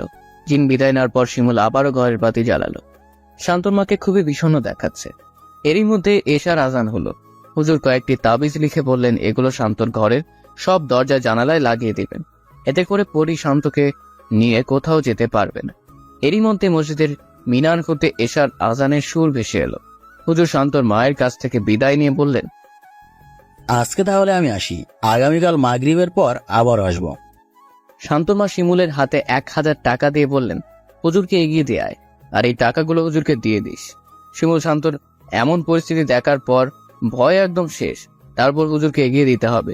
সে কোনো রকমে তার বাড়ি পর্যন্ত হুজুরের সাথে এসে হুজুরকে বড় রাস্তার পথ দেখিয়ে দিয়ে হুজুরের হাতের মধ্যে 1000 টাকার নোট বুঝিয়ে দিয়ে দৌড়ে নিজের ঘরে চলে গেল। গ্রামের অন্ধকার আঁকা বাঁকা রাস্তার কিনার ঘেঁষে মোবাইলের লাইটের আলোয় হাঁটতে শুরু করলেন জিন সাধক হুজুর। গন্তব্য বড় রাস্তা। গ্রামের পরিবেশ তাই এসার সময় হওয়ার সাথে সাথে চারদিকে একদম নীরব হয়ে গেছে। নিজন রাস্তা দিয়ে হেঁটে চলেছেন জিন সাধক হুজুর। হঠাৎ করে তার পাশ দিয়ে কিছু একটা যেন খুব দ্রুত উড়ে চলে গেল। জিন সাধক হুজুর বুঝতে পারলেন হয়তো ওই পরিটাই তার কোনো ক্ষতি করার চেষ্টা করছে। তাই তিনি আয়দারুসকে ডাকতে যাবেন, তখনই আয়দারুস বলল, হুজুর, আমাকে ডাকতে হবে না। আমি জানি ওই পরী যে কোনো সময় আপনার ক্ষতি করতে পারে, তাই আমি আপনার সাথেই আছি। আয়দারুসের কথায় হুজুর নিশ্চিন্ত হলেন। এরপর তিনি আবারও পথ চলতে শুরু করলেন। কিছু দূর পথ হেঁটেই হুজুর পৌঁছে গেলেন বড় রাস্তা। অনেকক্ষণ দাঁড়িয়ে থাকার পর একটা গাড়ি পেলেন। সেই গাড়িতে চড়েই তিনি বাড়ির উদ্দেশ্যে রওনা হলেন। শান্তর মা শান্তর বাবার সাথে ফোনে কথা বলছিলেন। শান্তর সাথে ঘটে যাওয়া সব ঘটনা শান্তর বাবাকে তিনি খুলে বললেন। শান্তর বাবা এসব ভূত প্রেত জিন পড়ি এগুলোতে একটু কম বিশ্বাস করেন। তিনি শান্তর মাকে বললেন, এইসব রেখে ছেলে ভালো ডাক্তার দেখাও।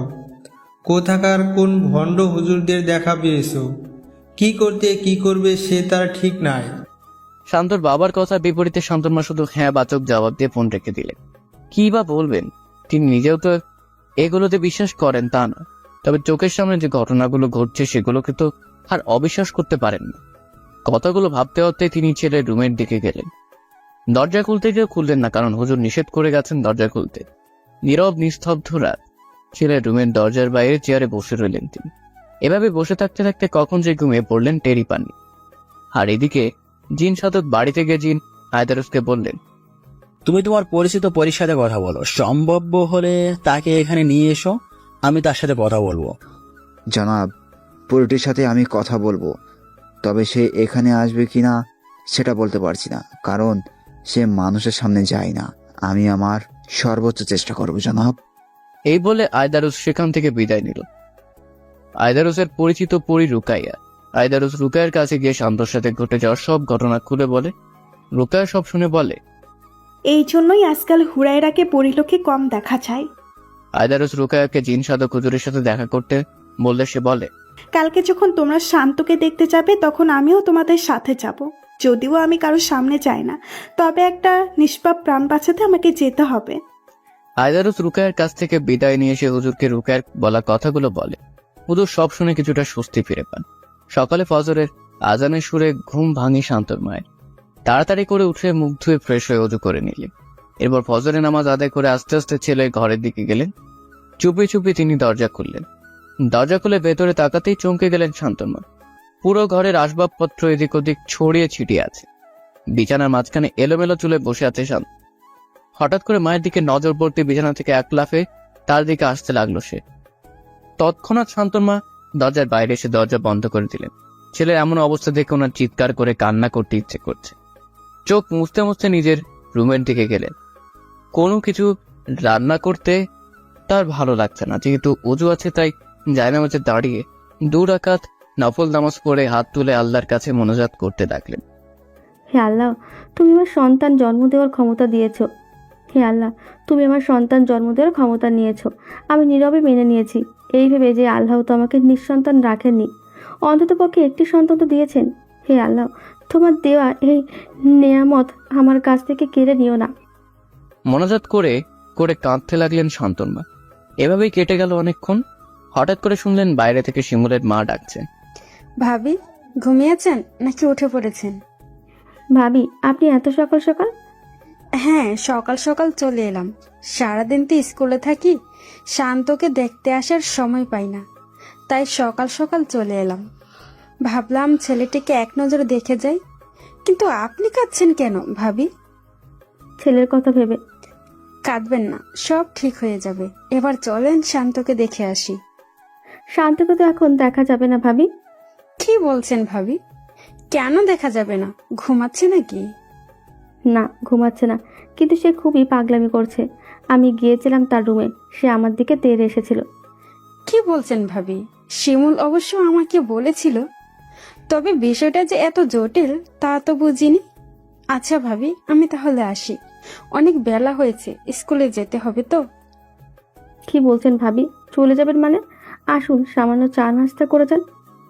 না ভাবি, এমনিতে আপনার মন ভালো নেই, তার উপর এই বাড়তি ঝামেলায় আপনাকে জড়াতে চাচ্ছি না। আজ আসি, অন্যদিন না হয় এসে চা নাস্তা খেয়ে যাব। এই বলে শিমুলের মা বাড়ি চলে গেলেন। বাড়িতে গিয়ে শিমুলকে বললেন, আজ স্কুলে যাওয়ার প্রয়োজন নেই, তুই বরং শান্তদের বাড়িতে যা, তাদের হয়তো কোনো দরকারে লাগতে পারে। শিমুল মায়ের কথায় সায় দিয়ে নাস্তা করে শান্তদের বাড়িতে চলে আসে। ঘড়িতে যখন সকাল 8:30, শিমুল শান্তদের বাড়িতে এসে দেখে শান্তর মা শান্ত রুমের বাইরে একটি চেয়ারে নীরবে বসে আছেন। ঘড়িতে তখন সকাল 8:30। শিমুল শান্তর মায়ের পাশে গিয়ে সালাম দিয়ে বলল, শান্ত এখন কেমন আছে? শান্তর মা কান্না মিশ্রিত সুরে বললেন, বেশি ভালো নেই রে বাবা।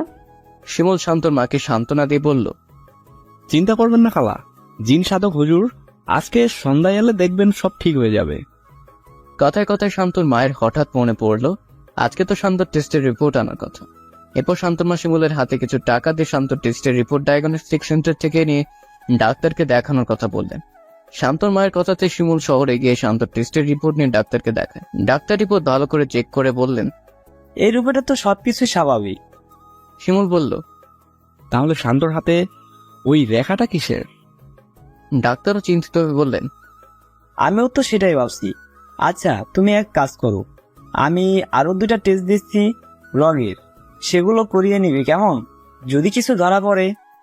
ডাক্তার কলম নিয়ে টেস্ট লিখছেন। শিমুল মনে মনে হাসছে আর বলতে, আপনি যতই টেস্ট দেন আর যাই দেন, শান্তর রোগ আপনাদের মেডিকেল সায়েন্সের বোধগম্য নয়। ডাক্তার টেস্ট লিখে শিমুলের হাতে দিলে শিমুল সেটা নিয়ে বাড়ি চলে আসে। শান্তর মা শিমুলকে দেখে জিজ্ঞেস করলেন। ডাক্তার কি বললো? ডাক্তার শান্তর রিপোর্ট দেখে বলেছেন রিপোর্ট নর্মাল, কোনো সমস্যা নেই, আর আরো 2টি টেস্ট লিখে দিয়েছেন। টেস্ট কিভাবে করাবো? শান্তর যা অবস্থা। শিমুল শান্তর মায়ের কথা জবাবে বলল, আরে খালা, রাখেন তো ডাক্তার, যদি 100 টেস্ট করায় তাও এই রোগের মূল খুঁজে পাবে না, কারণ শিমুলের রোগ মেডিকেল সায়েন্সের বাইরে। এই রোগের জন্য জিন সাধক হুজুরের দরকার। শিমুলের কথায় শান্তর মা বললেন, তা অবশ্য ঠিক বলেছিস তুই, দেখি আজ হুজুর আসার পর কি হয়। সারাদিন শান্ত একা একটি ঘরের মধ্যে বন্দী। শান্তর মা একবার দরজার ফাঁক দিয়ে তাকিয়ে দেখেছিলেন শান্ত ঘুমিয়ে আছে। সেই সুযোগে একটি প্লেটে কিছু ভাত আর পানি তার বেডের পাশের টেবিলে ঢেকে রেখে এসেছে। ঘড়িতে বিকেল 4টা। ছেলে চিন্তায় শান্তর মা সারাদিন কিছুই খাননি। অপেক্ষা মাগরিবের, অপেক্ষা জিন সাধক হুজুরের। দীর্ঘ অপেক্ষার পর মাগরিবের পূর্ব মুহূর্তে জিন সাধক হুজুর এসে হাজির হলেন শান্তদের বাড়ি। জিন সাধক আসার কিছুক্ষণ পরেই মাগরিবের আজান হলো। অজু করে তিনি মসজিদের দিকে রওনা হলেন। মাগরিবের নামাজ আদায় করে তিনি আবারও শান্তদের বাড়িতে এসে হাজির। এরপর তিনি রুমে বসে বাতি নিভিয়ে জিন আয়দারুসকে ডাকলেন। জিন আয়দারুস পরি রুকায়াকে নিয়ে হাজির হলো। আয়দারুস এসেই সালাম দিয়ে বলল, জনাব, রুকাইয়াকে নিয়ে এসেছি, আপনি কথা বলেন। জিন আয়দারুস আসার পরপরই পুরো ঘর একটি মিষ্টি সুগন্ধে ভরে উঠেছে। শান্তর মায়ের কাছে ঘ্রাণটি পরিচিত মনে হলো। হঠাৎ কারো মনে পড়ল এই ঘ্রাণ তো তিনি সেদিন সকালেও পেয়েছিলেন। তিনি বুঝতে পারলেন পরিদের সাথেই তাহলে এই ঘ্রাণ থাকে। জিন সাধক হুজুর রুকায়াকে সবকিছু বলতে যাচ্ছিলেন, এমন সময় অদৃশ্য থেকে রুকায়া বলল, জবাব, আয়তারুস আমাকে সব বলেছে, তবে আমি একবার শান্তকে দেখতে চাই, সে কোন ঘরে আছে। শান্তর মা জবাব দিলেন, শান্ত সামনের ডান পাশের রুমে থাকে, সে আজ একটু বেশি পাগলামো করছে, তাই দরজা বন্ধ করে রেখেছি। শান্তর মায়ের কথায় রুকাইয়া জবাব দিল, আপনারা গিয়ে দরজাটা খুলেন, আমি আসছি। আমি থাকলে শান্ত পাগলামো করবে না, কারণ হুরায়রা আমাকে দেখলেই পালিয়ে যাবে। রুকায়ার কথায় শান্তর মা গিয়ে শান্ত রুমের দরজা খুললেন। দরজা খোলার পর জিন সাধক হুজুর আর শান্তর মা রুমে প্রবেশ করলেন। সেই সাথে অদৃশ্য থাকা অবস্থায় আয়দারুস আর রুকায়া রুমে প্রবেশ করল। শান্ত দাঁড়িয়ে হুজুরকে সালাম দিল। এরপর হুজুর তাকে বসতে বলে তিনি তার পাশে গিয়ে বসলেন। রুকায়াকে দেখার সাথে সাথে হুরায়রা জানালা দিয়ে পালিয়েছে। এটা কেউ না দেখলেও আয়দারুস আর রুকায়া ঠিকই দেখেছে। আয়দারুস রুকায়ার কাছে গিয়ে বলল, কিরে, মানুষের কাছে শুনেছিলাম অভাব যখন ঘরে ঢুকে ভালোবাসা তখন জানালা দিয়ে পালায়, কিন্তু আজ দেখলাম রুকায়া যখন ঘরে ঢুকে হুরায়রা জানালা দিয়ে পালায়। এই কথা বলে জিন আয়দারুস হাসতে লাগল। রুকায়া আয়দারুসকে বলল, ফাজলামো করিস না, এটা ফাজলামোর সময় না। শান্তর মা ছেলের হাতের দিকে তাকাচ্ছে। নীল বর্ণের রেখাটি হাতের কোণের কাছাকাছি চলে এসেছে, আর মাত্র 5-6 ইঞ্চি উপরে উঠলে সেটা কোণে অতিক্রম করল। রোকেয়া ভালো করে শান্তর হাত দেখল, সেই সাথে গোলাপটাকেও ভালো করে দেখল। এই গোলাপটার নাম হচ্ছে জীবান। রোকেয়ার বুঝতে বাকি রইল না হুরায়রা এই ছেলেটার সাথে কি করতে চাইছে। কিছুক্ষণ পর জিন সাধক হুজুর শান্তর রুম থেকে বেরিয়ে এলেন। সেই সাথে জিন আয়দারুস আর রুকায়াও চলে এলো। যথারীতি তারা আবার অন্ধকার রুমে চলে গেলেন। রোকেয়া হুজুরকে বলল, হুরায়রা শান্তকে যে গোলাপ ফুল দিয়েছে সেই ফুলের নাম হচ্ছে জিব্বান। অত্যন্ত সুদর্শন আর সুঘ্রাণযুক্ত, সেই সাথে এটি খুবই ভয়ানক। এই ফুলের বিষ যে কোনো মানুষকে জিনে পরিণত করতে পারে। আর শান্তর হাত দেখে যেটা বুঝলাম, তার হাতের শিরা পেয়ে এই ফুলের বিষ উঠছে। রোকেয়ার কথা শেষ হওয়ার আগে হুজুর জিজ্ঞেস করলেন, এই বিষ কিভাবে নামানো যাবে? হুরায়রা দেওয়ার গোলাপের মতো আরেকটি গোলাপ আছে আমাদের পরিলোকে, যে গোলাপের নাম হচ্ছে লিবান। এই গোলাপের কাঁটা শান্তর হাতে নীল বর্ণের শেষ প্রান্তে গেঁথে দিলে জীবান গোলাপের বিষ নামতে শুরু করবে। তবে শান্তর হাতের নীল বর্ণ যদি কোনোই অতিক্রম করে ফেলে, তবে এই বিষ আর কোনোভাবেই নামানো যাবে না। এই কথা শুনে হুজুর বললেন, শান্তর হাতের নীলবর্ণ তো কোণের কাছ চলে গেছে, আর কয়েক ঘন্টা পার হলেই সেটা কোণে অতিক্রম করবে। এত কম সময়ের ভিতরে কি এই গোলাপ সংগ্রহ করা সম্ভব? চিন্তা করবেন না, আমাদের পরিদের জামার বিশেষ ধরনের সুতা দিয়ে বেঁধে দিলে এই বিষ আর উঠতে পারবে না। আমি আমার জামার সুতো দিয়ে তার হাতের এই নীল বর্ণের উপরে বেঁধে দিচ্ছি। আপনারা কেউ ভুলেও তাকে স্পর্শ করবেন না। মানুষের স্পর্শ পেলে ওই সুতা আপনা আপনিই খুলে যাবে। আর হ্যাঁ, হুরাইরা যাতে তার আশেপাশে ঘেঁষতে না পারে সে ব্যবস্থা করতে হবে। আমি গিয়ে তার হাতের সুতা বেঁধে দিয়ে আসছি। এরপর হুজুর গিয়ে একটি তাবিজ দিয়ে একটি বলয় তৈরি করে দিবেন, যাতে হুরায়রা শান্তর কাছাকাছি যেতে না পারে। এই বলে রুকায়া শান্তর রুমে গিয়ে শান্তর হাতে তার জামার সুতা দিয়ে বেঁধে দিল। সুতা বেঁধে দেওয়ার পর সে আয়দারুসকে ডেকে বলল, হুজুরকে বলো এইখানে এসে শান্তর চারিদিকে বলয় তৈরি করতে। রুকায়ের কথা মতো হুজুর শান্ত রুমে গিয়ে তার পালঙের 4 কোণে 4টি তাবিজ রেখে দিলেন। এরপর রুকায়া তাঁদের কাছ থেকে বিদায় নিয়ে পরিলোকের উদ্দেশ্যে রওনা হলো। জিন সাধক হুজুরের কথায় রুমের বাতি জ্বালানো হলো। শান্তর মা কিছুটা নিশ্চিন্ত, তার মনে এবার আশার আলো দেখা দিয়েছে। রান্নাঘরে গিয়ে হুজুরের জন্য পাঁপড় ভেজে নিয়ে আসলেন। হুজুরের দিকে বাড়িয়ে দিয়ে বললেন, হুজুর একটু খেয়ে দেখেন, ভালো লাগবে। কোন শব্দে হুজুর পাঁপড় খেতে শুরু করলেন। শিমুলও হুজুরের সাথেও পাঁপড় খাওয়ায় শরিক হলো। সবার মুখে একটি স্বস্তির হাসি। রুকায়া পরিলোকে গিয়ে চারদিক তন্ন তন্ন করে খুঁজতে লাগলো লিবান গোলাপ ফুল। এদিক ওদিক খুঁজতে খুঁজতে অবশেষে পরিলোকের রানী মাকসুরার বাগানে ফুলটি দেখতে পেল।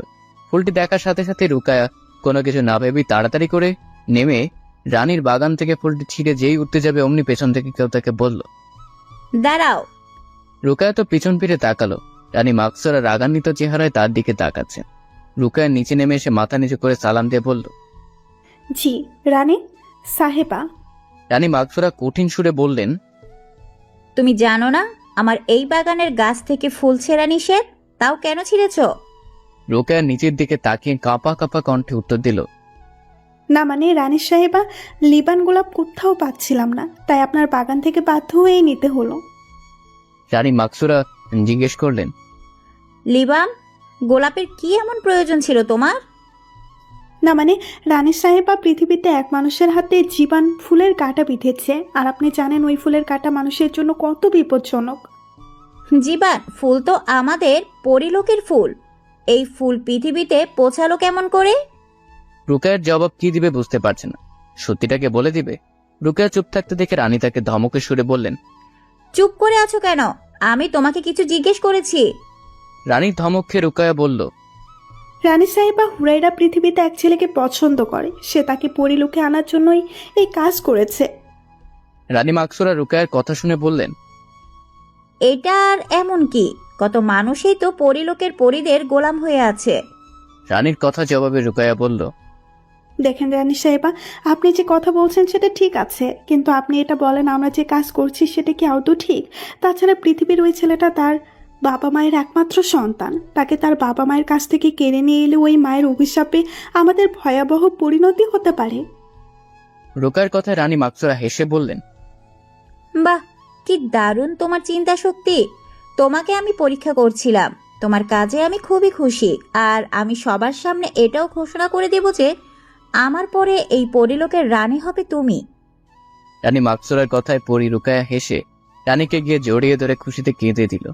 রানী তার চোখের জল মুছে দিয়ে বললেন, পাগলি মেয়ে, খুশির খবরে কেউ কাঁদে? তুমি তাড়াতাড়ি যাও, পৃথিবীর ওই ছেলেটাকে গিয়ে সুস্থ করে তোলো। রুকায়া রানীর কাছ থেকে বিদায় নিয়ে পৃথিবীর উদ্দেশ্যে রওনা হলো। শান্তর মা, জিন সাধু, খুজুর আর সুমন রুকায়ের অপেক্ষায়। ঘড়িতে রাত 11টা বাজে। রুকায়া যাওয়ার প্রায় 3.5 ঘন্টা হয়ে গেছে। রুকায়ার এত দেরি দেখে সবাই চিন্তিত, সে কি আদৌ এই ফুল পেয়েছে? শিমুলের মা একবার এসেছিলেন, অনেকক্ষণ এখানে ছিলেনও। বেশি রাত হয়ে যাচ্ছে দেখে আবার চলে গেছেন। হঠাৎ পুরো ঘর মিষ্টি সুগন্ধে ভরপুর হয়ে উঠল। মিষ্টি খানে সবাই বুঝতে পারলেন রুকায়া এসেছে। হুজুর বললেন, আপনারা ঘরের বাতি নিভিয়ে দেন। হুজুরের কথা মতো ঘরের বাতি নিভিয়ে দেওয়া হলো। রুকায়া এসেই প্রথমে সালাম দিল। হুজুর সালামের জবাব দিয়ে জিজ্ঞেস করলেন, আপনি কি ওই ফুলটি পেয়েছেন? রুকায়া অদৃশ্য থেকে জবাব দিল, জি হুজুর, পেয়েছি। আমি আপনার সামনে ফুলটি রেখেছি, আপনারা ঘরের বাতি জ্বালিয়ে ফুলটি নিতে পারেন। আর হ্যাঁ, ফুলের কাঁটা অবশ্যই শান্তর মা ছেলের হাতে কাটবেন, অন্য কেউ কাটলে এটা কাজ করবেন না। আমি বাইরে যাচ্ছি, আপনারা বাতি চালান। কাজ হয়ে গেলে এই রুমে এসে আবারও বাতি নিভিয়ে দিবে। এরপরে কি কাজ করতে হবে সেটা আমি বলে দিব। রুকায়ার কথা মতো রুমের বাতি জ্বালিয়ে তারা দেখতে পেলেন সত্যি সত্যি সোনালী বর্ণের অদ্ভুত এক গোলাপ পালঙের উপর রাখ। দেখে মনে হচ্ছে যেন এটা সত্যিকারের সোনা। শান্তর মা গোলাপটি হাতে নিয়ে শান্ত রুমে গেলেন। শান্ত তখন ঘুমিয়ে আছে। ধীরে ধীরে ছেলের পাশে গিয়ে তার হাতে নীলবর্ণের শেষ প্রান্তে গোলাপের কাঁটা গেঁথে দিলেন।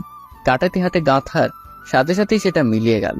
এর কিছুক্ষণ পরেই শান্তর হাতে নীলবর্ণের ডাকটি নিচের দিকে নামতে শুরু করল। এটা দেখে সবাই অনেক খুশি। হুজুর বললেন, চিন্তার আর কোনো কারণ নেই, আপনার ছেলে আবার আগের মতো সুস্থ হয়ে উঠবে ইনশাল্লাহ। এরপর সবাই রুকায়ের কথা মতো আগের রুমে গিয়ে বাতি নিভিয়ে দিল। রুকায়া এসে সবাইকে বলল, আপনারা আর কোনো চিন্তা করবেন না, শান্তর আর কিচ্ছু হবে না। আপনার ছেলে রাতের মধ্যে পুরোপুরি সুস্থ হয়ে উঠবে। আর হুরাইরা যেন তার কাছে ঘেঁষতে না পারে, সেজন্য আমি তো আছি, আর হুজুরও আছেন। আপনাদের প্রতি কৃতজ্ঞতা রইল। আপনি কেন কৃতজ্ঞতা জানাচ্ছেন? কৃতজ্ঞতা তো জানাবো আমরা। আপনি সাহায্য না করলে শান্তকে হয়তো বাঁচানোও পারতাম না। সবই আল্লাহ তাআলার ইচ্ছা। তিনি যাকে বাঁচাবেন তাকে কেউ মারতে পারবে না, আর তিনি যাকে মারবেন তাকে কেউ বাঁচাতে পারবে না। আমি আজকের মতো বিদায় নিলাম, সবাই আমার জন্য দোয়া করবেন। এই বলে রুকায়া সেখান থেকে বিদায় নিল। রুকায়া চলে যাওয়ার পর হুজুরও বিদায় নিতে চেয়েছিলেন, কিন্তু শান্তর মা হুজুরকে আসতে দেননি। সেই রাতে শিমুল আর হুজুর শান্তদের বাসায় থেকে গেলেন। শিমুল রাতে হুজুরের পাশেই ঘুমালো। ঘড়িতে রাত 1টা। হঠাৎ ঘুম ভাঙলো শান্তর। পুরো শরীর জ্বরে মনে হচ্ছে, হাতে ব্যথাও নেই। নীলবর্ণের ডাকটি যেন কোথায় মিলিয়ে গেছে। শান্ত হঠাৎ শুনতে পেল জানালার বাইরে থেকে কেউ বলছে, আমাকে ক্ষমা করে দিও শান্ত। আমি তোমাকে ভালোবেসে পেতে চেয়েছিলাম। তোমাকে পাওয়ার জন্য আমি যে পথ বেছে নিয়েছিলাম সেটা হয়তো সঠিক ছিল না। ভালো থেকো তুমি, তবে তুমি আমার হবে, হয়তো আজ, না হয় কাল। এই বলে হুরায়রা বিদায় নিল। শান্ত কথাগুলো মন দিয়ে শুনল। কিছু বলতে কেউ সে বলতে পারল না। কি বলবে? বলার মতো কোনো শব্দ খুঁজে পাচ্ছে না। ঘুমে তার চোখ বন্ধ হয়ে আসছে। আবারও শুয়ে পড়ল বিছানায়। হারিয়ে গেল আরামের ঘুমে। জিনসাদক হুজুর আর শিমুল শান্তদের ঘরে একই বিছানায় শুয়ে আছে। শিমুল নিশ্চিন্তে ঘুমালেও হুজুরের ঘুম লাগছে না। শান্ত কি কালকে পুরোপুরি সুস্থ হয়ে যাবে, নাকি রাতের মধ্যে ওই পরি অন্য কোনো ছলনার আশ্রয় নেবে? এসব বিষয় নিয়ে তিনি ভাবতে ভাবতে মসজিদের মিনার হতে ফজরের আজানের সুর ভেসে এলো। শিমুলকে ডেকে তুলে তাকে নিয়ে হুজুর ফজরের নামাজে গেলেন। নামাজ থেকে আসার পর দেখলেন শান্তর মা উঠে পড়েছেন। একা মানুষ, তারপরেও হুজুরের জন্য অনেক রকম নাস্তা তৈরি করেছেন। হুজুর এত সব নাস্তা দেখে বললেন, আপনি একা মানুষ, এত কষ্ট করে কেন এগুলো তৈরি করেছেন? শান্তর মা কাতর সুরে বললেন, হুজুর, আপনি আমার ছেলের জন্য যা করেছেন তার তুলনায় এইসব নাস্তা তো কিছুই না। শিমুলকে সাথে নিয়ে হুজুর নাস্তা শেষ করলেন। এরপর ধীরে ধীরে শান্তর ঘরের দিকে গেলেন। শান্ত ঘুম থেকে উঠে দাঁত ব্রাশ করছে। ছেলেকে রোগমুক্ত দেখে শান্তর মা অনেক খুশি হলেন। এরপর শান্তকে কিছু নাস্তা দিয়ে দিলেন খাওয়ার জন্য। হুজুর তাদের কাছ থেকে বিদায় নিলেন। যাওয়ার সময় শান্তর মা হুজুরের হাতে 30,000 টাকা দিয়ে বললেন, হুজুর, ইচ্ছে ছিল আপনাকে আরো বেশি দিই, কিন্তু এই মুহূর্তে ঘরে এতটুকুই ছিল। আপনার বিকাশ নাম্বারটা দিয়ে যাবেন, আমি আরো 20,000 টাকা পাঠিয়ে দেব। হুজুর অবাক হয়ে বললেন, আমাকে এত টাকা কেন দিচ্ছেন? টাকা 2-3 হাজার দিলেও তো অনেক বেশি। কি বলছেন হুজুর? ছেলেকে প্রথম দিন ডাক্তারের কাছে নিয়ে গিয়ে ডাক্তারের ফ্রি টেস্ট সব মিলিয়ে 8,000 খরচ হয়েছে। যদি এখনো তাকে ডাক্তারের চিকিৎসা করাতাম হয়তো ছেলে আমার ভালো হতো না, কিন্তু 50,000 টাকা তো খরচ হতোই। ডাক্তারকে যদি এত টাকা দিতে পারি তো আপনাকে কেন দেব না? আপনি আর মানা করবেন না প্লিজ। শান্তর মায়ের পীড়াপিড়িতে তিনি টাকা নিতে বাধ্য হলেন। তবে বিকাশ নাম্বার কিছুতেই দেননি। ওনার ভাষ্যমতো এই টাকাই তিনি বেশি নিচ্ছেন। সবার কাছ থেকে বিদায় নিয়ে হুজুর নিজ বাড়ির উদ্দেশ্যে রওনা। শান্ত স্কুলের জন্য তৈরি হতে লাগলো। তখন শান্তর মা বললেন, আজ বাদ দে বাবা, কাল থেকে না হয় স্কুল যাবি। তোর ওপর দিয়ে অনেক ধকল গেছে। মায়ের কথায় শান্ত আজ স্কুলে গেল না। কিছুক্ষণ পরেই শান্তর বাবা ফোন করলেন। ছেলের অবস্থা সম্পর্কে জানতে চাইলেন।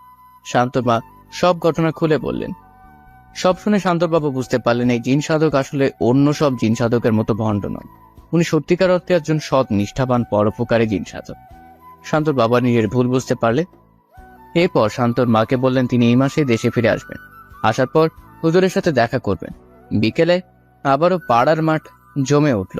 এই 2 দিন শান্ত আর শিমুল মাঠে খেলতে যায়নি, তাই মাঠের অন্যরা তাদের অনেক মিস করেছে। আজ তারা মাঠে যাওয়ায় সবাই খুব খুশি।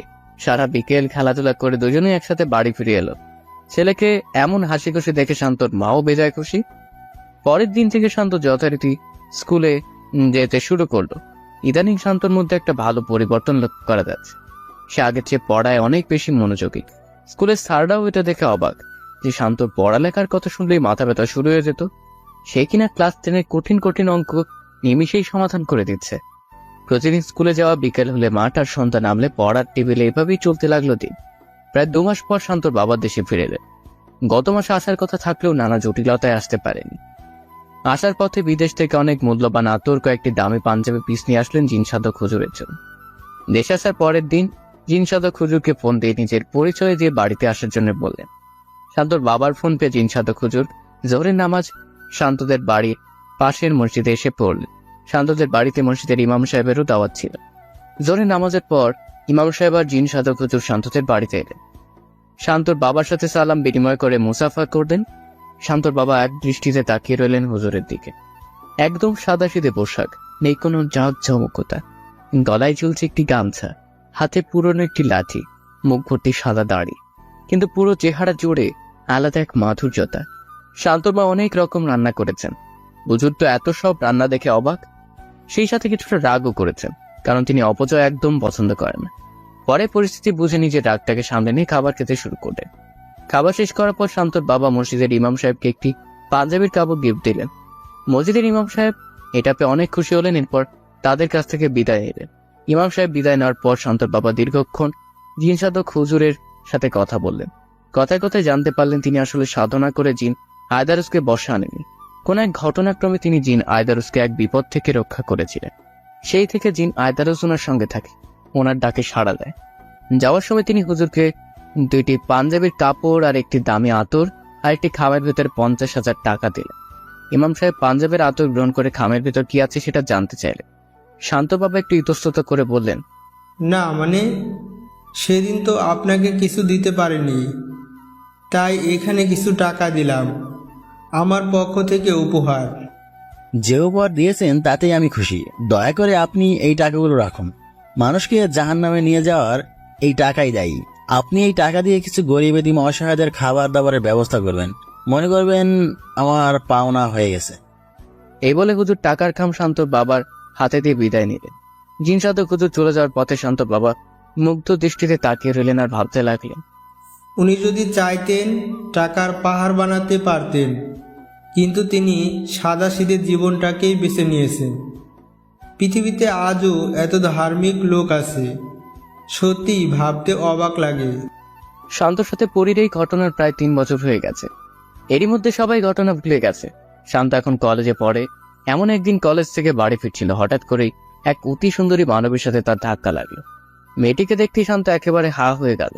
শান্ত কিছু বলার আগে মেয়েটি বলল, সরি, আমি আসলে দেখতে পাইনি।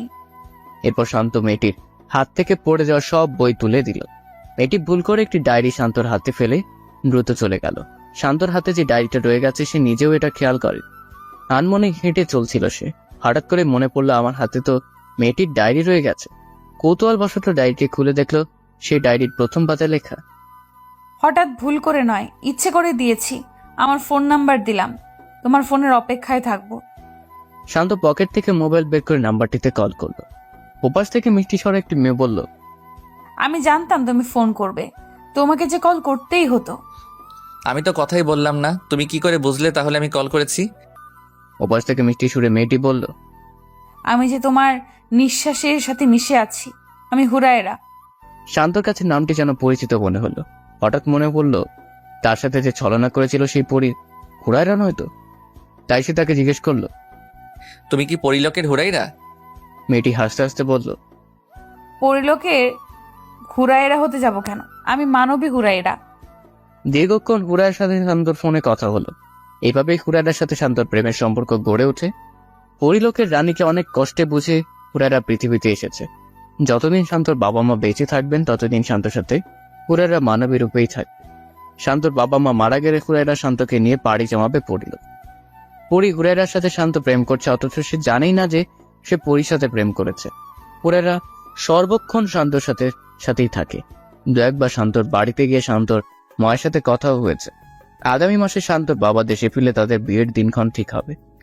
হুরায়রা খুব খুশি, ভালোবাসার মানুষটিকে সে কাছে পেয়েছে, জিতে গেছে তার ভালোবাসা। এই ভালোবাসা অমর হয়ে থাকবে যুগ যুগান্তর।